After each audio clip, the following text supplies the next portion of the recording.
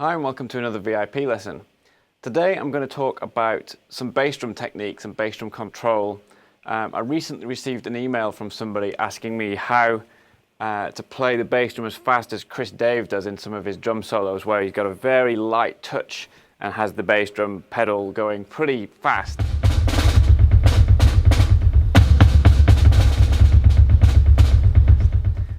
He also referenced a Thomas Pridgen solo that had a cool bass drum ostinato in it.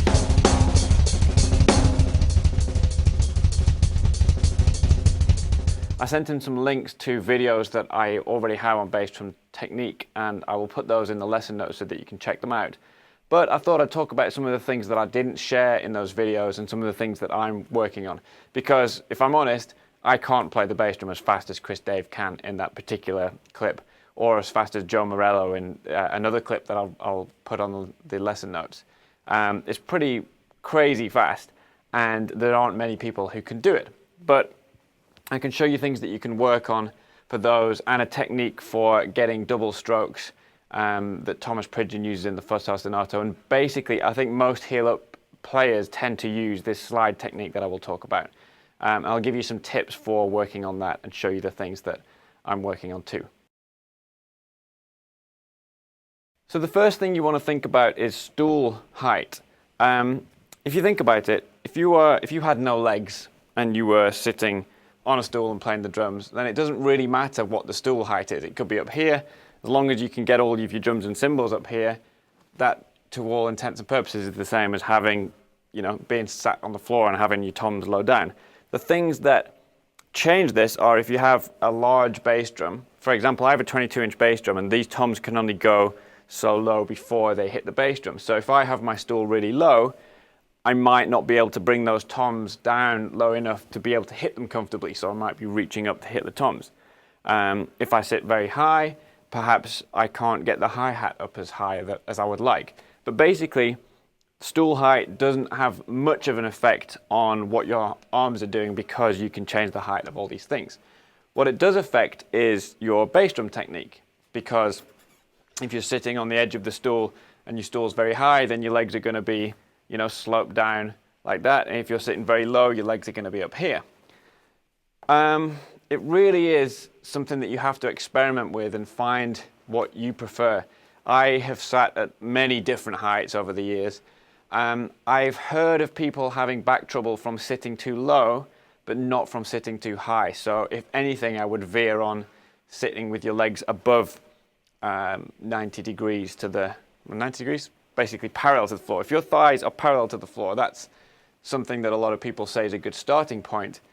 But if your thighs are parallel when your feet are flat on the pedals and then you have to lift up, then you're bringing your thighs above that, which is kind of maybe not as easy as if your legs are hanging down and you've got to lift them up here, So if you're standing up, it's quite easy to do that.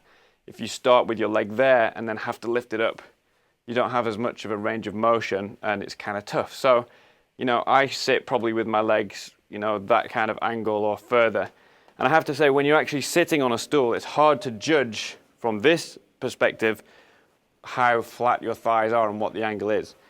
My advice would be to start with the stool height so that your thighs are approximately parallel to the ground, play around for a little while, and then move your stool up an inch or so and play around some more, and then move it up again, and do that until you're pretty much as high as you think, so you're kind of at Ringo height. He used to sit pretty high.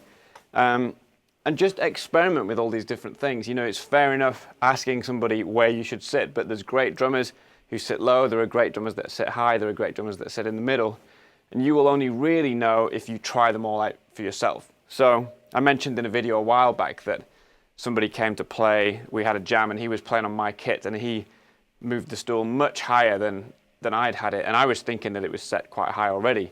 And when I came to play the kit, I thought, this actually feels quite nice, and I brought all my toms and snare up, and since then I've gone down a little bit again, but there isn't a correct place to sit. And also remember that if you play on somebody else's kit, if they're half an inch or an inch taller or shorter than you, their kit is going to feel very different. Half an inch difference in height of toms and things makes a big difference. So, you know, don't be afraid to change things. I mean, sometimes it's awkward if you're kit sharing and, you know, they don't want you to touch any of their drums. If that's the case, you might want to take your own stool as well as snare and cymbals and kick pedal to a gig so that you can sit at a height that feels comfortable to you.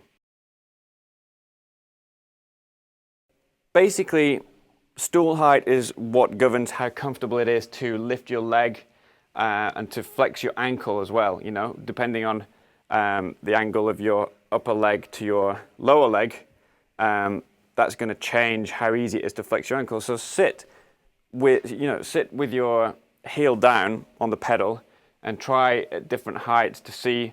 Let me put the bass drum cam on so you can see. So I'm sitting at a certain height. How easy is it sitting at this height to pull your ankle all the way back? And you might find that when you're lower down, it's easier or more difficult to pull it back, and when you're higher up, it's easier or more difficult. So experiment with that just to get a feel for what it's like. And then there's also the issue of how far forward your foot should be, or how far back the stool should be from the bass drum. So you might sit all the way back here and be reaching forward a lot for your bass drum. Again, this is going to have consequences if your toms are mounted on your bass drum as to how far away your toms are. So I find if I'm sitting all the way back here, it's tough for me to reach the toms. And if I come forward, I don't want to be too far forward. I tend to want my lower leg to be either vertical or going slightly forward. I don't like it to be pulled back. So the angle between my upper leg and lower leg, I want to be obtuse rather than this way.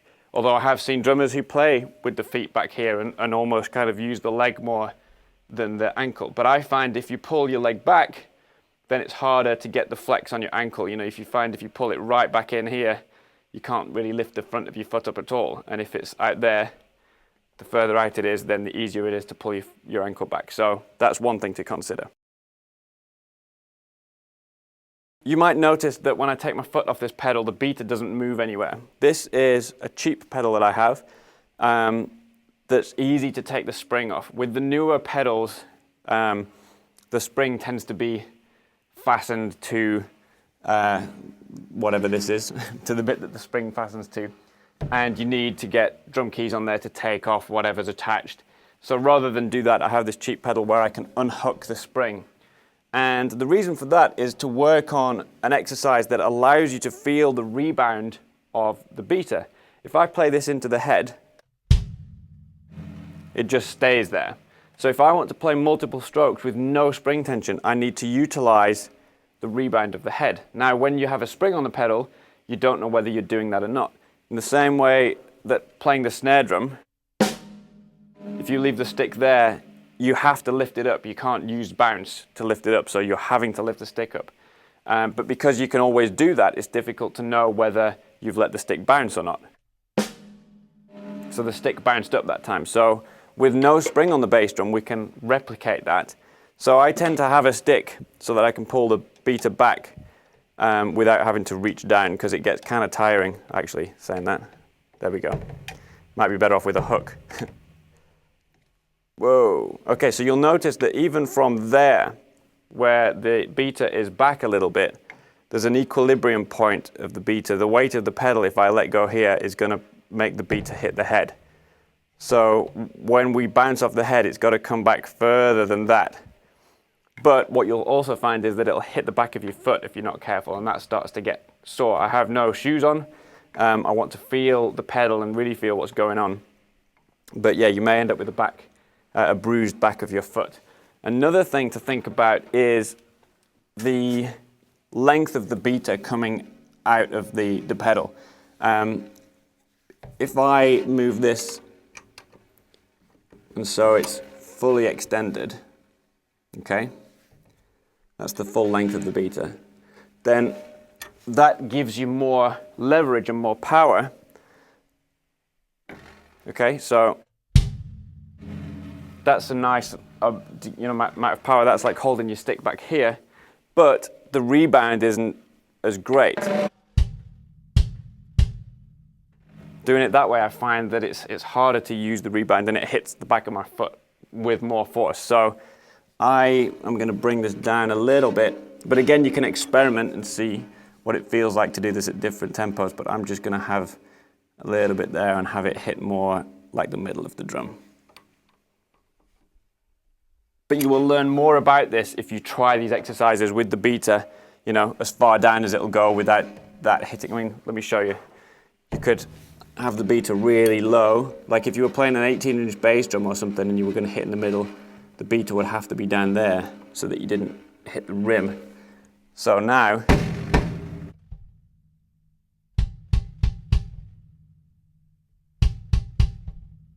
that's a different feel and you can't get the same power as when it's all the way out. So I'm going to put it in my kind of average in the middle place, approximately the middle of the drum. And the exercise is basically to play continuous notes utilizing the bounce of the drum. So if I hit just one note on its own and let it come all the way back and hit me on the back of the foot, just so I can feel what that stroke is like.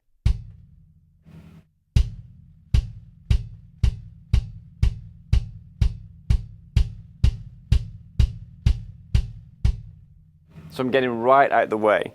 Now you're going to get to a certain tempo where these things join together and it will get to the stage where the beater won't even come back far enough to hit your foot. You'll have to start to join these together.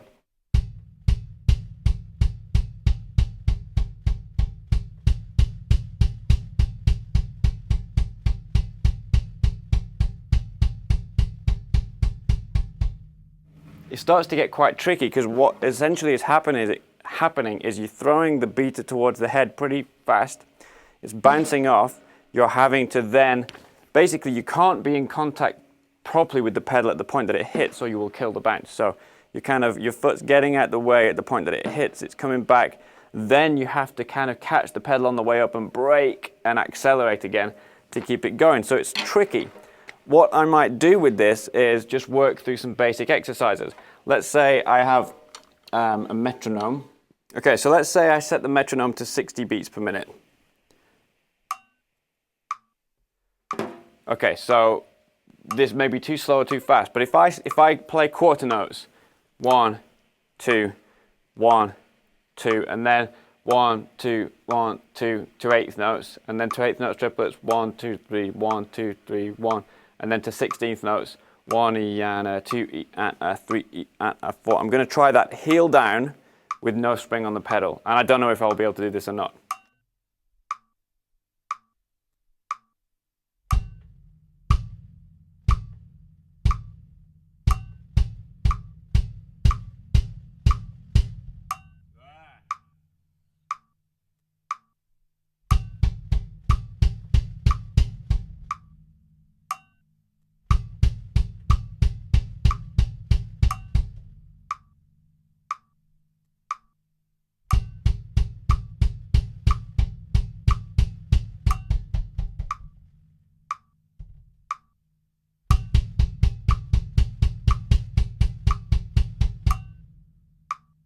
Okay, so you can see I'm not great at this. I haven't done this for a long time. There are going to be certain elements that will make this easier or more difficult. One of them is the tilt of the bass drum, which I've mentioned in a video before. If the spurs or legs at the front of the bass drum are tilting the bass drum towards you, so this is the bottom of the bass drum, this is the front of the bass drum. If you lift the front like this, then the head moves towards the beater, okay? So it's kind of pulling the head in towards the beater. And you can see that when this beater's on there, vertical is about there, if you can tell, and it's not hitting the head. If I let go, it's got, you know, an inch or half an inch before it hits the head. If I was to pull the drum towards me by lifting the front of the head, then it's going to hit the head at a more vertical angle. You might want to experiment with that to see what you prefer. There are other issues when you tilt the bass drum. It kind of can put some tension on the rim of the drum. But I used to have the front of the bass drum a lot higher and I changed it for various reasons, but I might be tempted to move it back again when I'm practicing with the spring off the pedal. There are lots of things to play around with. The other elements are the tension of the batter head. If that's really loose, you might not get much rebound at all off this. If it's really tight, you'll get more rebound, so that will change how easy it is to play. Also, if you have your bass drum filled with pillows or a duvet or something, that will perhaps reduce the rebound a bit. There isn't a right way or a wrong way, but pretty much no matter how you've got your bass drum set up, you should be able to get this. There will be some rebound. So if you're not getting it, if this is happening, then you're basically killing the bounce by having your foot, too much pressure and contact with the pedal board at the point that the beater hits. So you might just sit there, pick a tempo, doesn't have to be 60 beats a minute. And the idea is that you just work at the different rates until you feel comfortable with them. So I might try and do a minute of playing 16th notes with no spring. Heel down. It's harder to do heel up because you have a different degree of control. You've got to suspend your leg. But let me try that. Let's see how well I can do. So heel up version. And I don't have my heel really high. My heel's maybe an inch off the ground.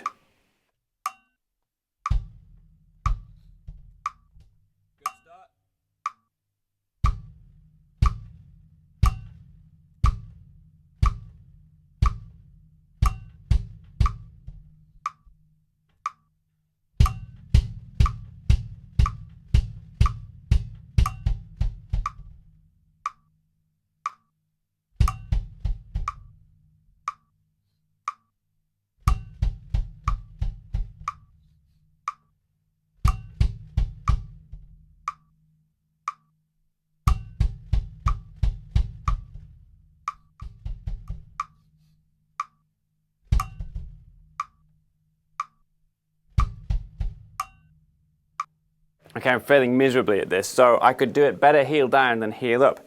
The things you might want to play around with are the position of your foot on the pedal board. So let me try and do triplets with my foot right up. Now, if you're right up the pedal board, then say this is the hinge, this is the top of the pedal board. If you're up here, then your foot has to move a lot more and get out of the way quicker because this is moving faster than if you're down here. So I suspect it might be easier if I move my foot further down the pedal board. So let's try that.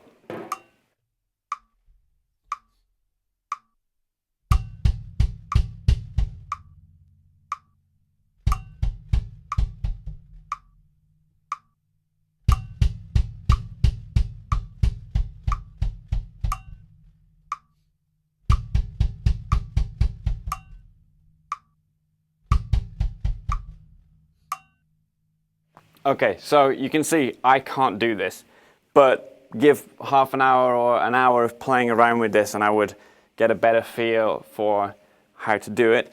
And it's really going to help you understand what the beater wants to do when it bounces off the head. So like I say, I would experiment with different stool heights, different tilts on the bass drum, different places of playing on the pedal. I know that's a lot of variables, but you can't, even if I said this is the perfect setup, you might still have questions. You might go, well, you're this high, but if I said it was 70 centimeters off the floor, then if you're a different height to me, it's going to be different. So it's very much dependent on you. But basically, I think that practicing without a spring on the pedal is a really good way to get a feel of getting out of the way of the rebound of the beater. So I'm going to leave that for now. I'm going to put my regular pedal on there and talk about double strokes. Okay, first let me say a little bit about pedals. You might see this pedal and think, oh, I need to get that bass drum pedal in order to be able to do this. That's not true. I have all sorts of different bass drum pedals and my ability on those pedals is pretty similar. So the one I was just working on without the spring on it, that's just the cheapest standard Yamaha pedal that came with a cheap Yamaha kit. This is a Demon drive, a Pearl Demon drive that's doesn't have a chain on it. It's a kind of direct drive thing. I was sold on this by their promo video that had Virgil Donati saying it was brilliant and someone else was saying it was brilliant. And I'm not even sure if those people are using it anymore. It squeaks quite a bit. It feels very strange to a lot of people. When other drummers come and play it, they don't like this pedal very much. I've kind of got used to it and I don't have a problem with it, but I wouldn't say that it's really much better or worse than any other pedal. The biggest factor in bass drum control and accuracy is your foot and your ankle, not the pedal. So don't think that you have to go and buy another pedal. And if you are buying a pedal, I would suggest going to a drum shop and trying some out and just seeing which one you think feels most comfortable. I kind of shy away almost from things with too many things that you can adjust. I don't want the choice of having 6 different cams and all these different markings for places that you can have the spring connected. Most pedal manufacturers send out their pedals with the basic kind of average setting that you would have got on an old pedal, you know, that you didn't have the adjustments. And for me, that works great. So I usually don't mess around with those settings. I tend to have the spring quite loose. This is actually a little tighter than I used to have it for some reason or other, but I don't have it very, very tight. Having said that, John Blackwell, who's got pretty good foot control, used to tighten his springs all the way up to give himself a bit of a workout, and then decided that he liked the feel of the pedal that way. So again, that's a personal preference, and I'm not saying one's better or worse than the other. What I would suggest is try playing for a week with the spring pedal really tight, try playing for a week with the spring pedal really loose. You know, you need to give yourself time to adjust and get used to the different things, and then you'll have increased ability to play pedals no matter how they're set. So you get on somebody else's kit and it's got a really tight pedal, you're fine, you can play it, you know how that responds. Somebody else's kit, they've got a really loose pedal, you're happy with that. Somebody else's kit has no spring on it, you know, so maybe you can do that if you've worked on that exercise. It's good to basically be familiar with the whole range, and then you can pick which you prefer. One note about the exercises with no spring on there: if you work on exercises that combine eighth notes and quarter notes, for example, like 1 and a 2 and a 3, that will give you a better feeling for controlling the pedal in between rebounds. If you're going 1 E and a 2 E and a 3, or like 1 and 2 and 3 and 4, you're in a cycle, and you might not necessarily be able to stop that or get into it. If you go 1, 1 and 2 and 1, 1 and 2 and, then that will give you the experience of starting patterns, stopping patterns, and having the control of things in between. And I think that's more valuable in a way than having continuous eighth notes. But you will also want to be able to do continuous eighth notes. So let's say that the first exercise is just getting this going.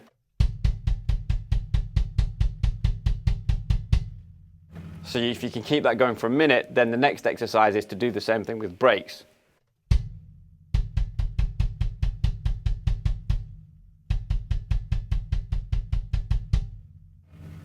But without the spring on the pedal. So what I specifically wanted to talk about in this video was a method for playing double strokes on the bass drum. If you've watched all my other bass drum videos, there are various ideas about control and mainly playing single strokes and either continuous runs or broken runs of faster notes. I didn't talk too much about double strokes. The way that I'm working on these for fast doubles is a slide motion up the pedal, okay? So the things I'm thinking about are, I'm playing heel up, but my heel isn't very high. It's almost flat. So, you know, that's angled up. This is kind of flat. This is really angled up. So I say angled up, I'm going up that way. I don't want to be going up this way. I want to be kind of flat. There are different places on the pedal that you could make contact with the footboard. I tend, when I'm playing just normal strokes, to be somewhere in the middle with the ball of my foot, okay? Not the toes, but the ball of my foot. If you're really high up the pedal, you have to move a lot of pedal to get the beater to move, and it's hard to get power, and it's hard to get out of the way of the footboard. If you're right at the bottom, it's hard to get control, because that's like holding the sticks right back here, and you know, you need a lot more force to do it. So I tend to be somewhere in the middle. When I'm playing the fast doubles, I move from the bottom of the pedal to the middle, or further back the pedal to further up the pedal. And basically, I just move my leg forward, okay? So let's say your foot's right back here, And all I'm going to do is move my leg forward.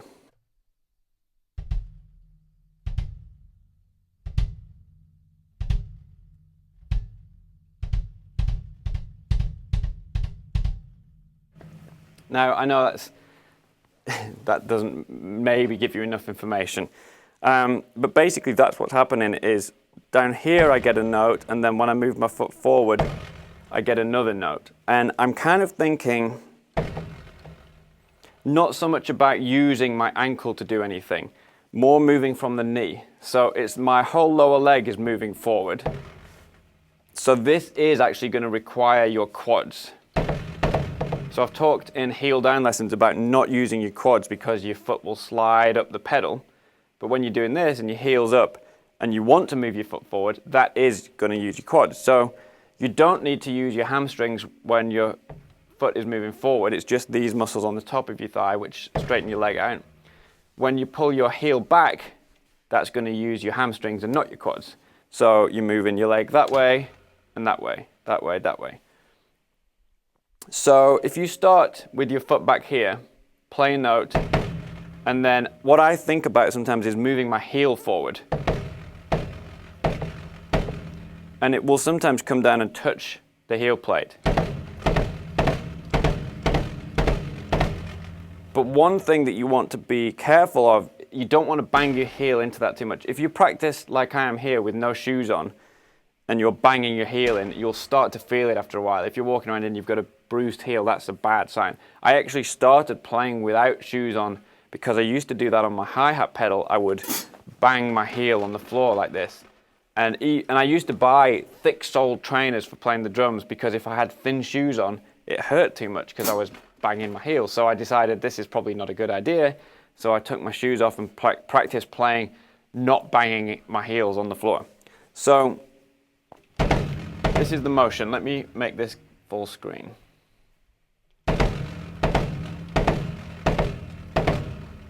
So you can see I'm not using my ankle too much. I'm not trying to play these two strokes from the ankle.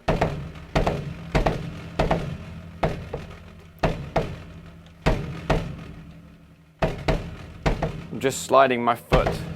And these are really quiet strokes. If I hit them harder,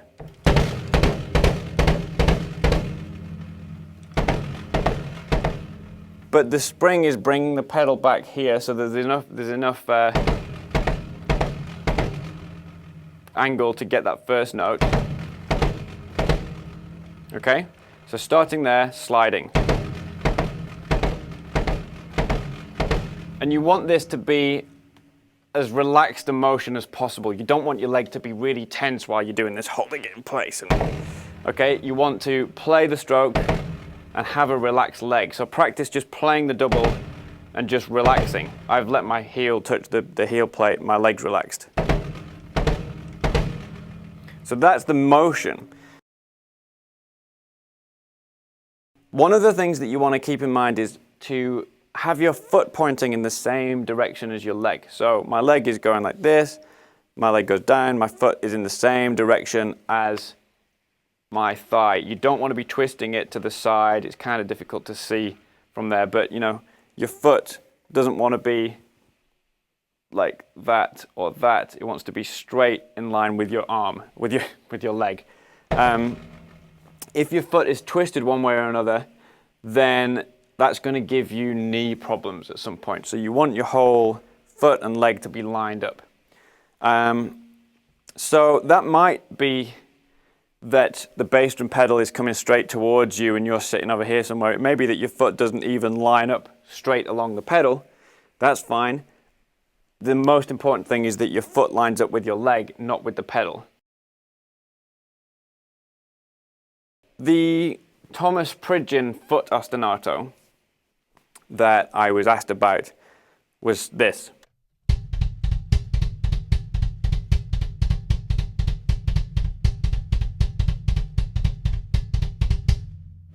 So 1 2 1 2 3 1 2 3 1 2 1 2 3 1 2 3 1 2 1 2 Now I think about the pedal as having two dots on it, one at the bottom or kind of near to the bottom, maybe a quarter of the way up, and one say between half and 3/4 of the way up. And that's where I'm thinking about hitting with the ball of my foot. Okay, so the first note on the 1, I'm thinking about hitting on the bottom. So you got 1, 2, 1, rest, 1, 2, rest, 1, 2, rest. So I'm thinking 1, and then 1, 2, so that's a slide, and then pull back for another slide, 1, 2, rest. Now you have the option of having that single 1 be up there, so you could have 1, 1, 2, 1, 2, 1, 1, 2, 1, 2. But I'm trying to do this back here, so 1, 1, 2, 1, 2. I'm pulling back after that, and this is like the preparation I've talked about with the hands. If you're playing dig-a-det, dig-a-det, dig-a-det, dig-a-det on the hi-hat, you want to pull out at the end, because that prepares you for the next da-da-da, da-da-da. If you end up there and you have to prepare at the last minute and go da-da-da, da-da-da, and pull up before you do that, that's going to slow you down. So with this, ding, da, ding, da, ding, if you can hit that last note and then pull your leg back and be ready,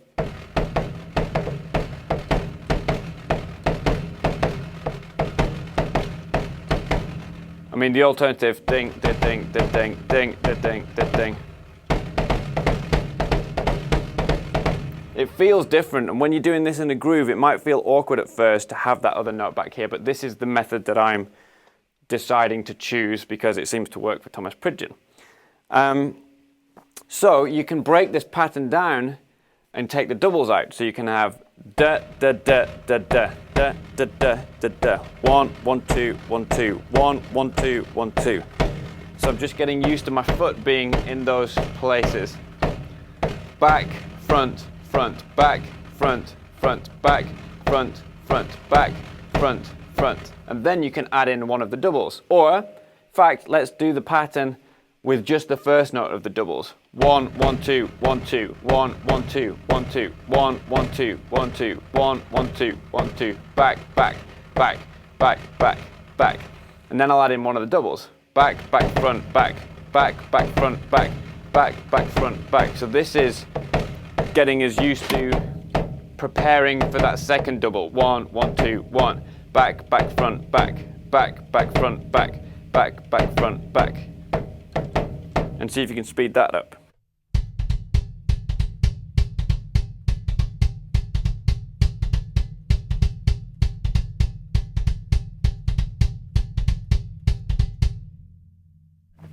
And then maybe just use the second double. So back, back, back, front. 1, 1, 1, 2. Back, back, back, front.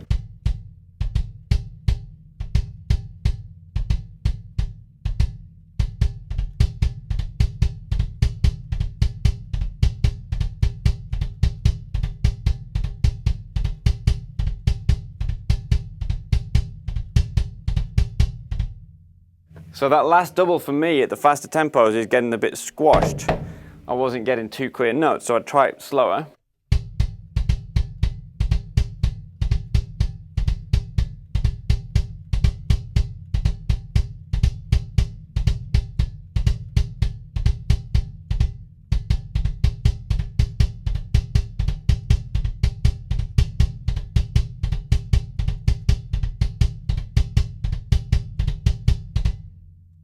And you might want to experiment with how far you slide your foot up the pedal.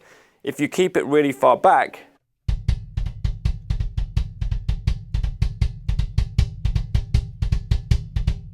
I can actually pretty much play that without sliding my foot.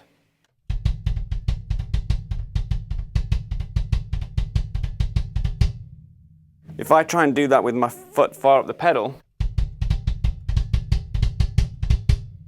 I can do it, but I can feel that my foot has to move a lot more in order to do it, and it feels like it's going to tire me out more quickly. So play around with playing patterns, far back on the pedal, just to see how much control you can get over them. So then the final pattern, back, back, front, back, front, back, back, front, back, front. You just have to think after that front, back, back, front, pull back straight after that. Da, da, da, da, da, back, back, da, da, da, da, pull, pull. Pull, so that you're pulling, sooner rather than later to get to this start position.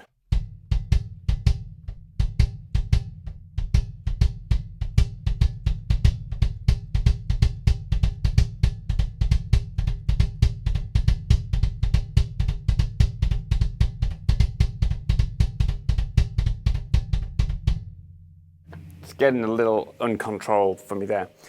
But that's the basic concept, is this idea of moving from there to there, sliding up the pedal so you're making contact that point and then that point.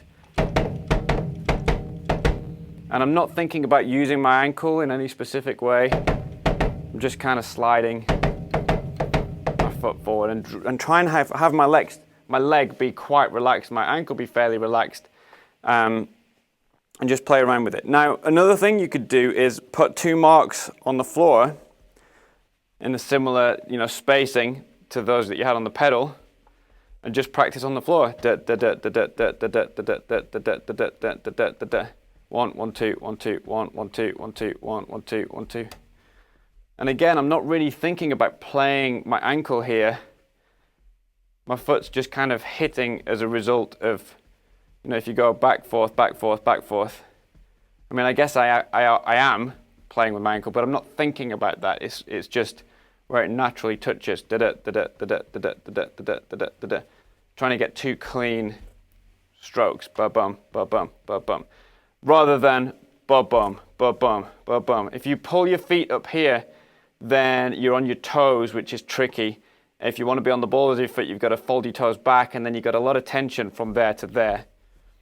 And this is like I've talked about doubles with the hands. If you're trying to do doubles like this, da-da, da-da, then that first note isn't so clean. So I prefer to have a bit of preparation and get 2 notes that are similar. So not lifting my heel too high, ba-bum, ba-bum, ba-bum. And again, not smacking my heel into the floor. If I feel my heel smacking into the floor, then I'll change my technique slightly and have a relaxed leg, relaxed foot. Da-da, da-da, da-da, da-da. You can just do this while you're watching the telly. And the idea is to be relaxed. It's easier if you're not sitting too low, I think, because lifting your foot off the floor is, like you can see, I've still got a downward slope on my leg even though my foot is off the floor. If I was trying to hold that here, that's quite a lot of tension in the top of my thigh and my abs. Down here, it's not so bad. You see videos of Tony Royster Jr. doing his drum solo on the Modern Drummer Festival years ago, and he could barely reach the pedals. His feet probably, if he let his legs hang, his heels probably wouldn't touch the floor. So he didn't have to lift his legs up to play the pedals. He just had to, flex his ankles. So that's one option. If you don't like lifting your legs up so much, then you can sit high enough so when your legs hang, the heels don't really touch the floor.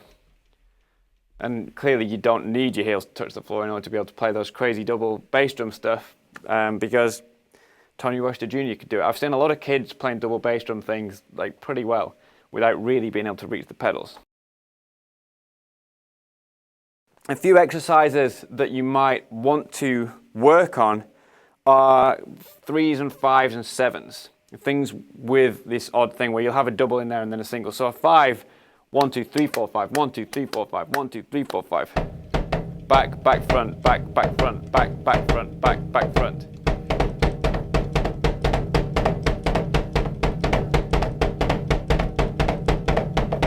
And try and play at a tempo where you can do it relatively relaxed.